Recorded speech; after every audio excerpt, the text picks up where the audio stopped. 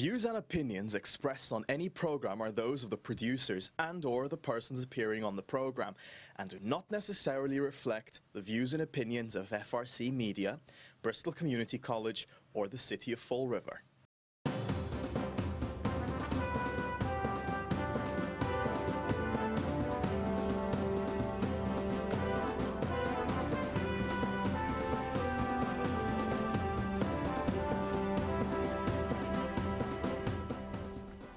Well, hello. Welcome to Spindle City Straight Talk. I'm Chip. And I'm CJ. And it is Wednesday in the Riv after a pretty nice storm here. It had 94-mile-an-hour winds at Martha's Vineyard. I wonder if it blew over Obama's estate. But then again, we had a very lively council meeting last night. A lot of revelations. No question about it. So you want to get to the council meeting first? Well, or you want to get to the no, PAC? I'm gonna. You know what? Let's get to this first. Let's get to this first. Yeah, so, we covered this at length yesterday. right, but I want to briefly give our viewers here a chance to understand. How many of you got this flyer? I know a lot of people in Fall River did. Poor Chip still hasn't gotten it, so I'm crushed. Not only are you off his Christmas card list, you're off of his campaign flyer list. I sat by my mailbox all afternoon waiting for that to come in, and it didn't. This isn't even paid for by Paul's campaign. It's paid for by a PAC called the Massachusetts Majority Independent Expenditure PAC. A super PAC. It's a super PAC, exactly. Super PAC. And the interesting part about it is it's a Republican-leaning PAC. They have been historically raising money for Charlie Baker. Now, the chairman of this PAC is Greg Liscotti. And here are some of the top contributors. John Fish. You know who that is? That's Suffolk Construction. Suffolk Construction does a lot Robert of work. Hale. Yeah. Carl Ferenbach. Raymond Stata. Charlotte Wagner. These are all people that have either developer, contractor, or bankers. Or real estate. Or real estate. That's all these people do. Okay, all the supporters of this PAC, Super PAC, all do that. So what do they have in mind for Fall River? I'm going to turn it over to you to tell them what they've done to the Cape. Well, I will give you a little, because, we're all, they like to say we make things up, but I'm going to give you some excerpts I have here. This is from the Boston Business Journal. You can get on Google and Google this. Developers Super PAC in midst of pre-election spending sprees. New Super PAC spends on local Massachusetts races. Second one, Patch.com. New Super PAC spends big on local Massachusetts races. This was on November 4th, 2019. Republican-leaning Massachusetts Majority Independent Expenditure PAC. Then PAC with ties with Baker getting active. That's from Commonwealth Magazine. And then I have a little excerpt about the chairman, Mr. Liscotti, from a court case about his attempted coercion of individuals. And that court case is basically 3A Self-Storage LP versus Greg P. Liscotti et al. And I will just give you a quick thing. The fact finder could, this is a quote, a fact finder could conclude that Liscotti's remarks indicated that he possessed political and other powers which he had used to thwart self-storage's planned development if his demands were not met. This is from the Cape Cod Times. The Cape Cod Times also had an article that says, developer behind bids to weaken Cape Commission. So these people come in, they buy all the politicians, they put the people in they want, and then they take over poor communities and throw all the poor people out in the street because they make market rate housing. And these are the people, and by the way, the big thing to me was, if you look at that flyer, there's something missing.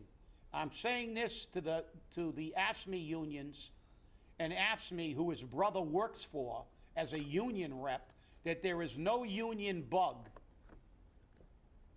on this flyer. And I looked at it with a magnifying glass. There is no union bug, and it was printed in New Hampshire. Right. Not even in the state of Massachusetts. And I'm sure they were at Paul's fundraiser, just before the election. They won't come out on the reports till after the election. And they're giving big money. He was, what, third in money He's from this third. PAC? Yep. Third in money. So this PAC is a bunch of millionaires who come in, roll over poorer communities, and that's what they do. And unfortunately, it's not only local big money that controls our mayor, but it is now super PAC money, statewide super PAC money. It's no coincidence that these people appear on jobs in Fall River. Isn't that contracting company working on a? Didn't they just work recently here? Yeah. Yeah, I seem to remember that they were working in Fall River.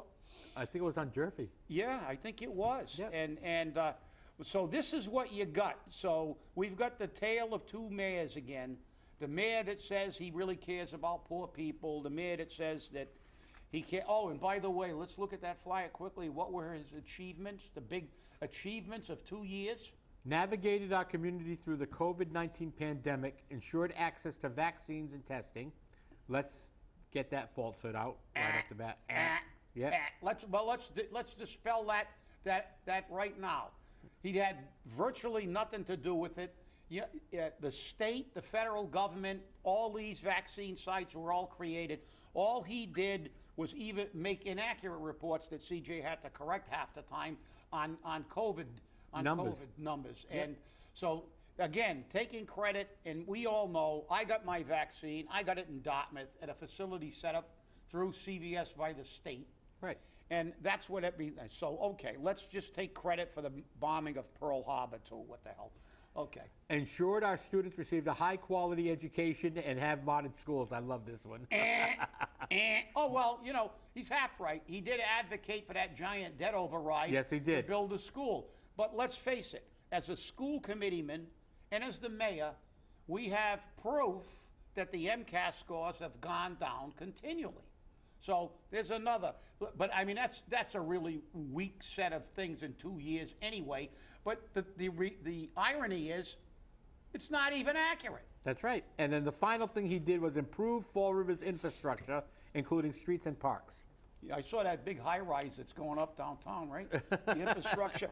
Yeah, and street paving, we all know one thing about street paving. As soon as they lay the asphalt, they dig it up again. They dig it up again, and it always spikes in a campaign year. Always. We always have a ton Not of- that they consider the fact that a lot of these construction programs for streets is laid out in a plan Yeah.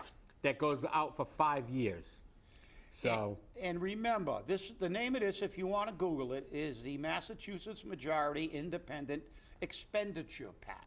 correct. Very, very appropriate name. Expenditure. So they throw money at politicians. And I will tell you to read the article from Cape. It's CYR, CYR, developer behind bids to weaken Cape Commission.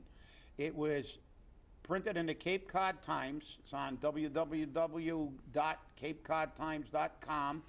News 2019-10-23 is the source number, I guess. It was October 23rd. October 23rd, 2019.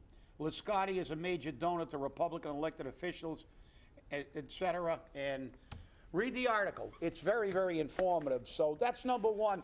Look, we know that Paul has been controlled by big money, in this local big money, and now he's got some more strings attached to state mega money, not big money. We're talking, these guys are not the pikers we got down here. Yeah, no, and remember, all his friends are bankers and, you know. And what did this PAC raise in a very short amount of time? $911,005. Wow. $911,005. And that was raised in 7 days. Less than a week. 1 week. They raised nearly $1 million. And I think you had some of the donations to these people, 100,000 from this Yep. guy, 100,000 from another guy. I've got them all here. Yeah. Mr. Fish, for instance. I feel their pain. Yep. Yep. $100,000. Robert Hale, Granite Communications, $100,000. Seems like a lot of these minimums have $25,000. Horizon Beverage Group, Robert Epstein, $25,000. Carl Fehrenbach, $50,000. Michael Fish, construction management, Delbrook JKS, $25,000. John Fowler, $10,000, real estate capital market. Robert Haber, $25,000, money management. So, and I mean, I can keep going on and on and on. Yeah, so what does that indicate? That Mayor Coogan, as much as he tries to play the man of the people, is the man of the money men. That's it. Well, and he always said, "Look, my banker friends." My banker and my lawyer friends. Yep. And speaking of lawyers and things, let's get to last night's meeting, which was really hysterical. And, you know, I really got to comment on one of the opening. They had citizens there, but I was really disappointed. I sent in one, and they didn't read it. So it got in about 5 minutes under the wire, so they probably threw it. But the attorney for the Merkts showed up last night. Yep. And mysteriously, and I don't know, maybe if we had some spies at Paul's, let's see if Rumsey was there, even though they said he couldn't be there because of the COVID exposure. But isn't it ironic that all our lawyers had an excuse not to show up? No assistant corporation counsels. Rumsey supposedly was exposed to COVID, and if he was, well, I wish him a lot of luck. I hope he doesn't contract the disease. Fiola didn't show up. They didn't really give a reason why Fiola didn't show up. They just said he wasn't going to show up. But after that lawyer took the floor, we found out why they didn't show up. This guy, and they're already spinning it on Radio Pravda. Some guy called up and said this guy was full of himself, he's this, he's that. And let me explain something. I've always said on this show, and I continue to say, I don't listen to that stuff because it's labels. One man's terrorist is another man's patriot. You know, it's all about perception and how you want to characterize somebody. The man was what he was. He's a lawyer. And, you know, today they said he was full of himself. Well, some other people could say he was assertive, self-assured, confident. But what he was is a Boston lawyer. And you knew he was pretty good when he said where his office is, on State Street in Boston. That's the high rent district in Boston. And if you're a Boston lawyer, let me tell you something. You may not know this, but I've been in Boston courts a lot, because that's where Neil Rossman practiced most of the time. We had a lot of arbitrations.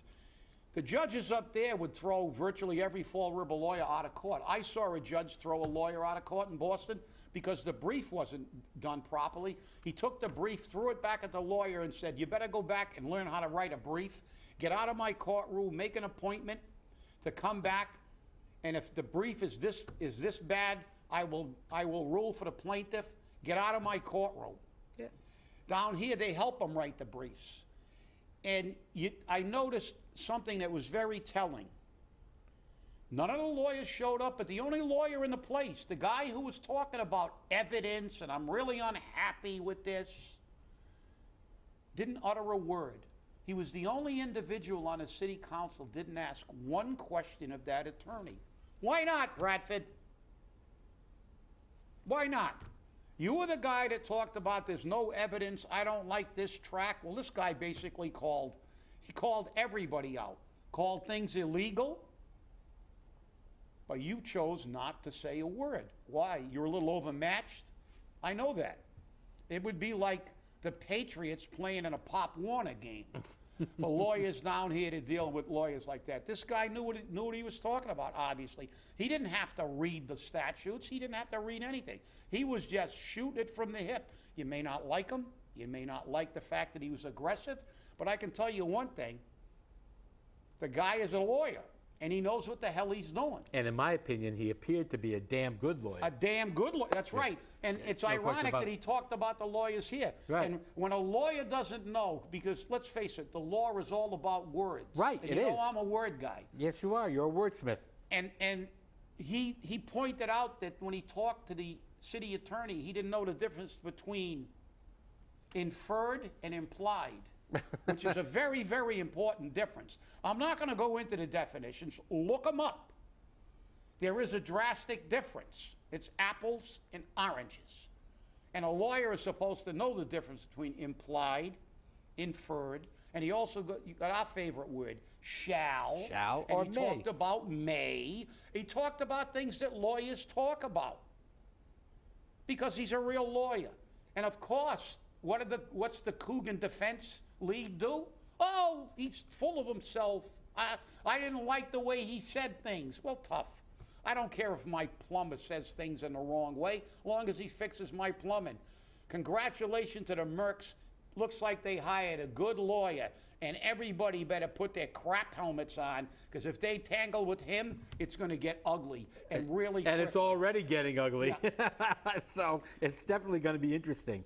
But that was the beginning of the meeting. That I'm was the sure you beginning. got some, yeah, and there was a lot, but there were a few questions, but, I mean, he put on a show yesterday, and then we got to the real meat and potatoes, huh? Yep.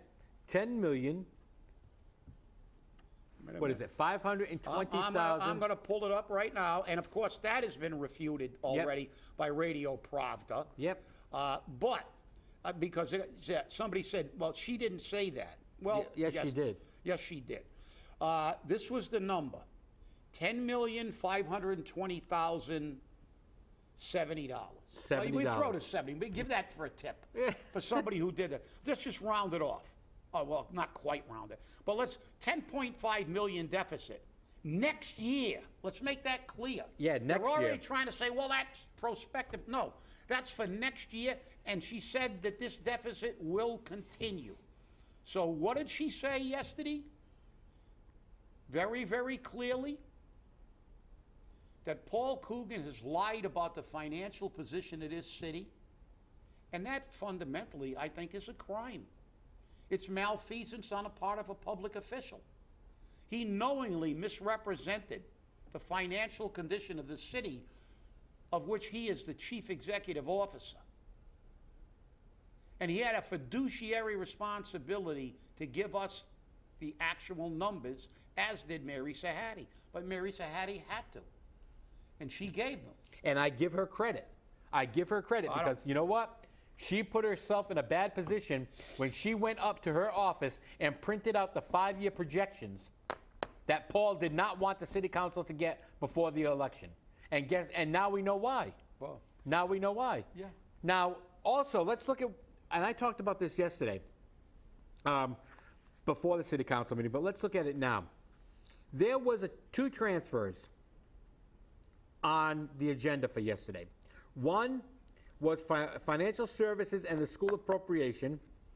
Financial services expenses was $360,000. The school appropriation was $1,605,338, for a total of $1,965,338. Now, here's the issue, a big issue that I have.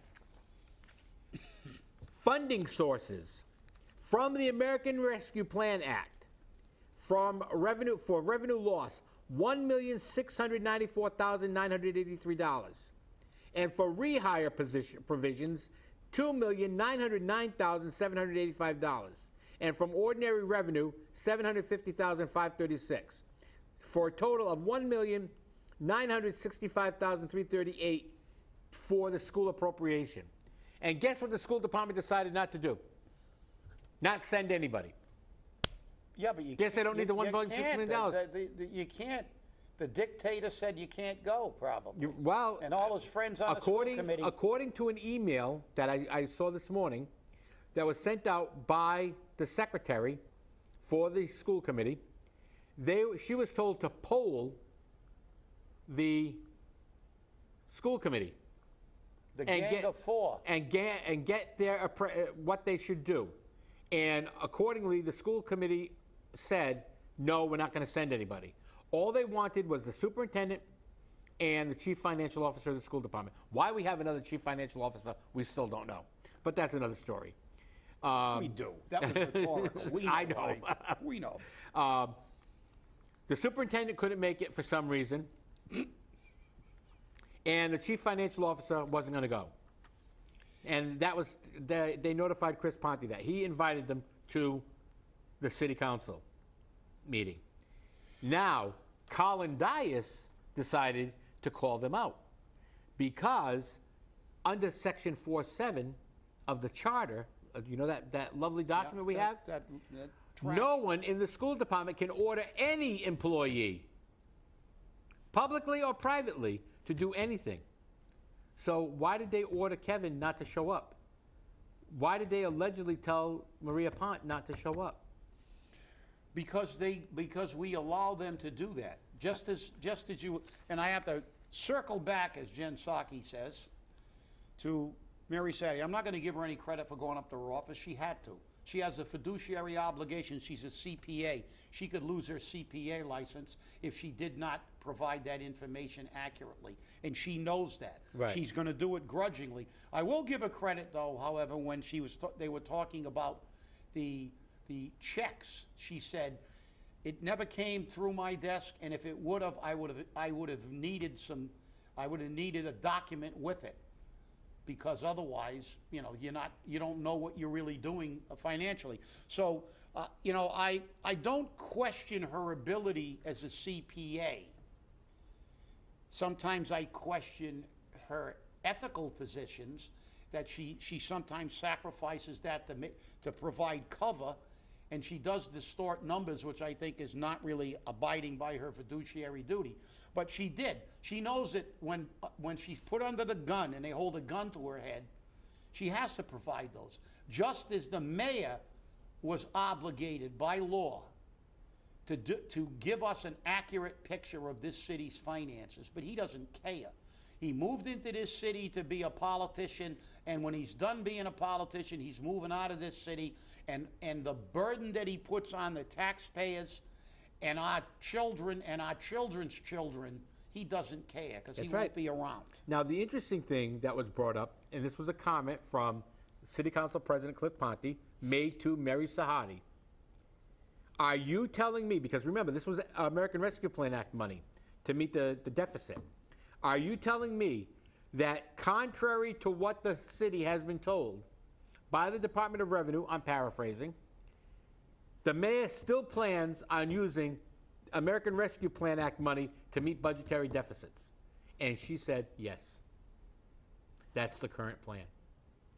Now, they're already using $2.5 or $2.8 million to meet the budgetary deficits. Now they're going to use another 1.6 million, 1.7 for the sake of argument, $1.7 million in ARPA money under revenue loss. How many times can you use revenue loss? They used revenue loss to meet the budget purposes last time. They're using revenue loss again. That brings us back to the $405,000, which Jay Sullivan told them you can't use. Well, the answer to, and I know it's rhetorical, CJ, but the answer to that question is it's always the same answer. They'll do it as often as they're allowed to do it. Right. So now it's time for public officials, and if not, private citizens, to file complaints about mishandling of funds. The Fed should be informed that the city has decided to misappropriate government subsidies. So opera money was sent, and believe me, they gave them a really wide berth to use opera money. Yes, they did. And so Fall River even has to go outside of that.